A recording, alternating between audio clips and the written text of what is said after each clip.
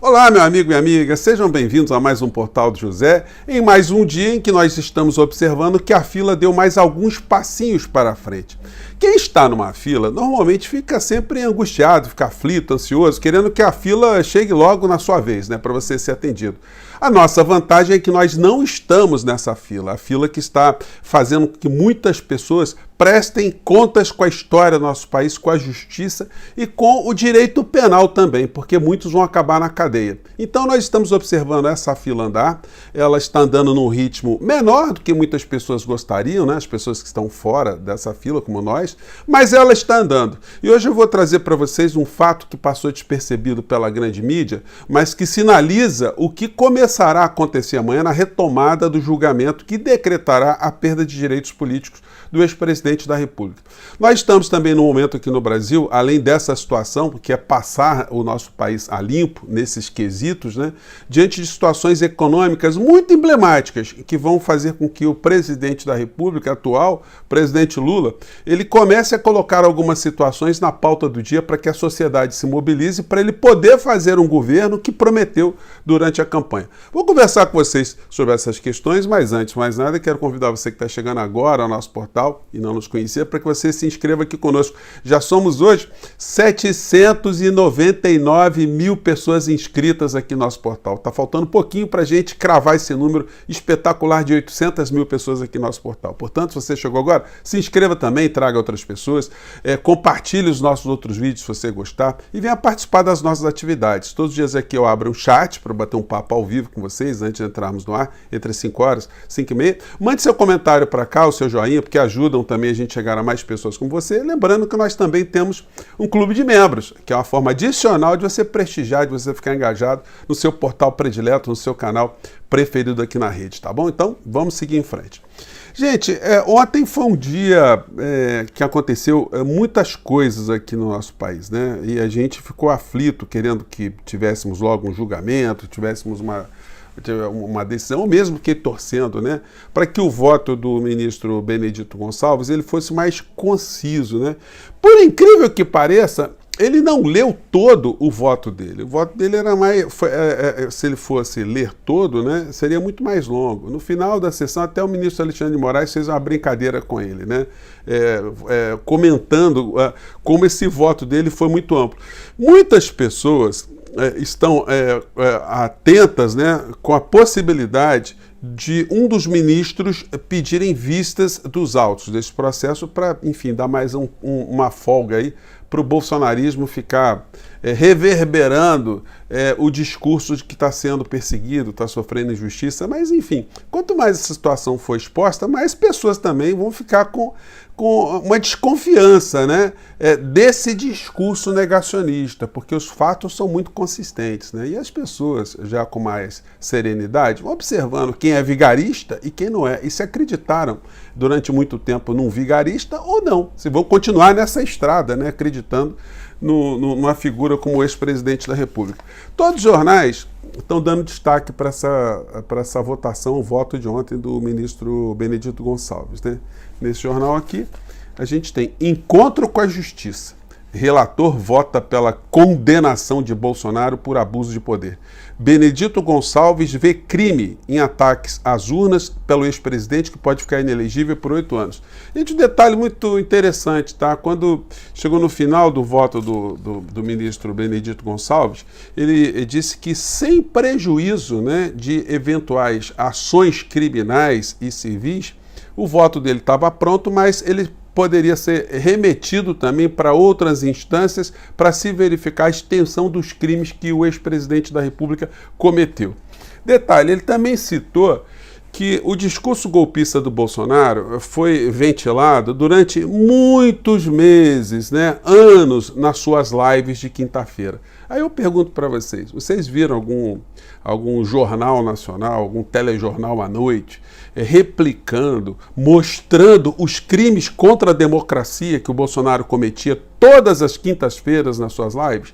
Você que acompanha aqui o nosso portal, você via toda sexta-feira, eu fazia uma resenha, das aberrações, dos crimes que tinham acontecido na noite anterior, e não foi por outra razão que eu fiz mais de 20 representações contra o governo Bolsonaro, contra alguns membros do governo Bolsonaro, e que ficaram embarreiradas, a maior parte delas, ali na mão do senhor Augusto Aras e da senhora Lindora Araújo, que vão merecer uma atenção muito especial do próximo Procurador-Geral da República. Eu já coloco aqui para vocês, já de plano, né, que assim que mudar essa Procuradoria-Geral da República, eu cobrarei providências de todas as representações que eu fiz e que não foram atendidas, algumas até com evidências de crimes cometidos pelos procuradores da República, porque não fazer aquilo que a lei determina que eles são obrigados a fazer tem um nome, e esse nome no Código Penal é prevaricação, é o crime de prevaricação. Então eu vou fazer essa minha cobrança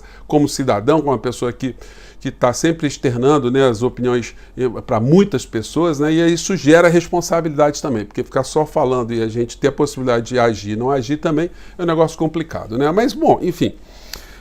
O ministro Benedito Gonçalves, no final ontem do voto dele, ele passou a palavra para o ministro Alexandre de Moraes, e aí tem um detalhe muito importante que eu quero reverberar aqui com vocês. Vamos lá acompanhar. Presidente, peço desculpa ao alongado do voto e um resumo, mas esse é o voto que eu apresento, presidente.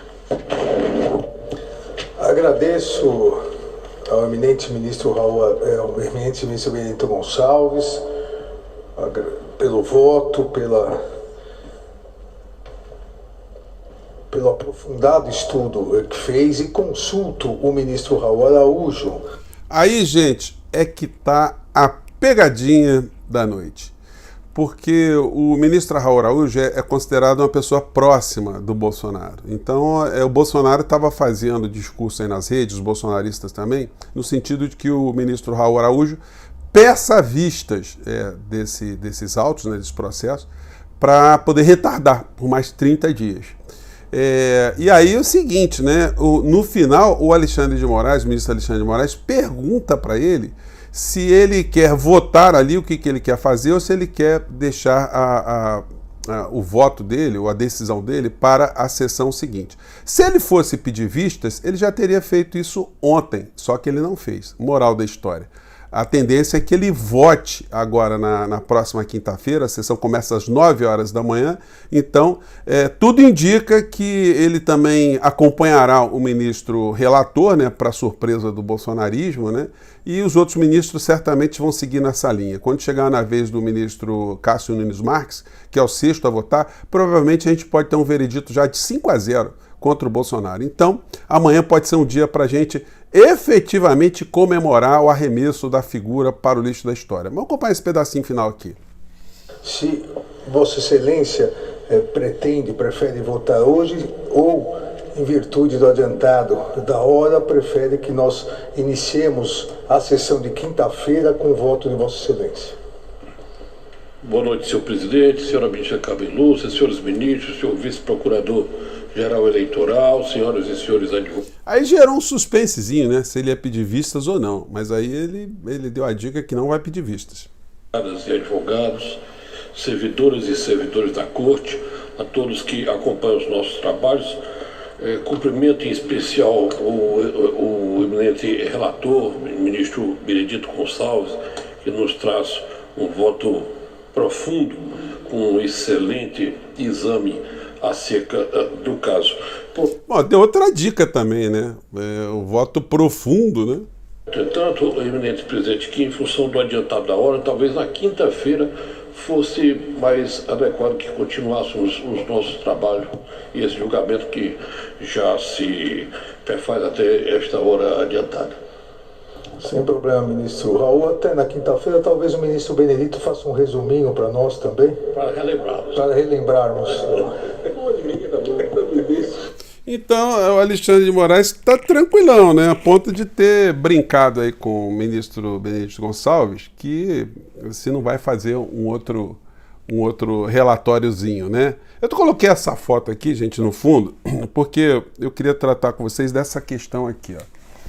Ontem nós vimos esse senhor aqui, militar, o Valentão, falou que era homem de família, cristão, aquela palhaçada que o bolsonarismo gosta de falar sempre, né? Porque é tudo mentira. Porque se fosse verdade, né? Se fossem pessoas corretas, decentes, né?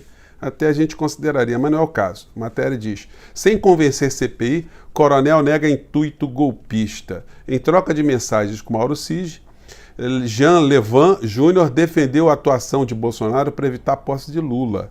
Mas ontem afirmou à comissão que queria, na verdade, evitar convulsão social e que sua colocação foi muito infeliz. Ou seja, é um covarde, com C maiúsculo, e isso reverbera, né, para as pessoas que são, de fato, honradas dentro das Forças Armadas e fora das Forças Armadas também, né? Fico olhando a pessoa que se comporta com um covarde, né, uma ratazana, como outros tantos, né?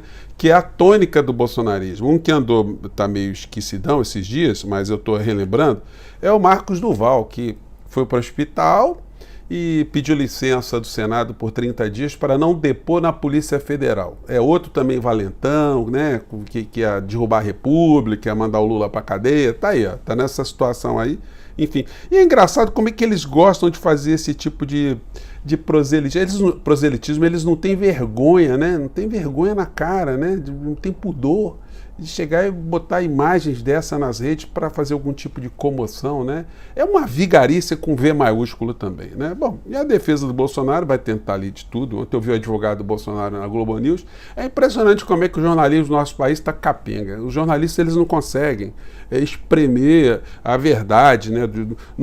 Parece que não estão preparados para questionar, como devem questionar, um advogado de defesa de Bolsonaro. Como, por exemplo, com tanta coisa que aconteceu no Brasil, não tem repertório para perguntar nada? Não tem como pedir para o advogado Bolsonaro para esclarecer alguns dos crimes que ele cometeu? Pois bem, passou batido ontem mais uma entrevista do advogado, mas a defesa dele continua a se omitir sobre alguns fatos que foram objetivamente colocados na petição inicial. O consultor espiritual material constitucional do Bolsonaro voltou à tona novamente. Eu estou desconfiado que o ministro Alexandre de Moraes está aguardando alguma surpresa para ele, porque ele continua com esse discurso aqui, ó. Vamos lá. Mas você acha que vai ter princípio de justiça e imparcialidade no julgamento de Bolsonaro no TSE? Isso é uma brincadeira, vamos aos fatos. O presidente do TSE, Alexandre de Moraes, inimigo político de Bolsonaro, foi ele que recebeu superpoderes. Aí ele parte desse princípio que o Alexandre de Moraes é inimigo político de Bolsonaro. E ele faz questionamentos à justiça do nosso país, né? O que é crime, né? Então, mas eu acho que em algum momento aí ele também vai ser lembrado quando a poeira tiver abaixado um pouco mais aqui no Brasil, né? E aí, gente, uma outra questão também que está mexendo com todos nós é a questão da economia, né? Essa turma que eu estou colocando aqui para vocês é a diretoria do Banco Central, que ninguém sabe quem são, se forem aparecer na televisão, ninguém sabe quem são essas figuras, mas são eles que estão mandando no Brasil. E aí, por que estão mandando no Brasil? Porque eles que definem qual será a política de juros aqui no nosso país. E a gente vai vendo os editoriais dos jornalões, todos eles fazendo coro, né? Dizendo que o momento agora é de prudência, que não pode baixar a taxa de juros, que isso é um absurdo. Os editoriais todos estão falando isso. Só que na economia que a gente vai vendo é isso aqui, ó. As empresas, a indústria do nosso país está voltando para trás, está definhando. Por mais que o governo dê incentivo para a compra de carros, que a gente vê isso aqui, ó. Volkswagen suspende produção no Brasil de todos os modelos. E aí a gente vai vendo, a maioria do Copom, né, que define das pernas aí da política econômica, indica corte parcimonioso da Selic em agosto. Nesse ritmo, gente, o governo Lula vai terminar e nós vamos estar com a taxa de juros mais alta do planeta ainda. Ou seja, o Brasil atrofiado, o Brasil andando para trás. Aqui a gente vê mais editoriais nesse sentido.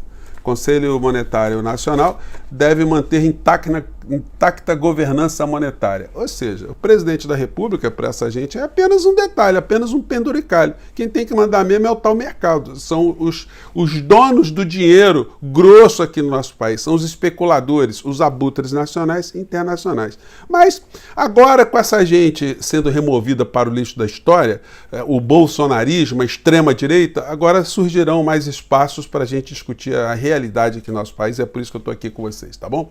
Gente, mais tarde tarde eu volto, que tem muita coisa acontecendo. Um grande abraço, tchau!